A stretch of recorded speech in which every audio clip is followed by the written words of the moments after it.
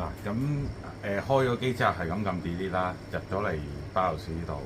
跟住咧嗱 MSI 版就係咁樣，呢度 OC 入咗去 Enter， 等陣先啊，跟住呢度 Advanced 呢個 CPU config 呢個入咗去，跟住咧呢度有個叫做 CBS 呢個入到去呢度。有個叫 LN2 Mode 1呢個，佢本身咧係 auto 嘅，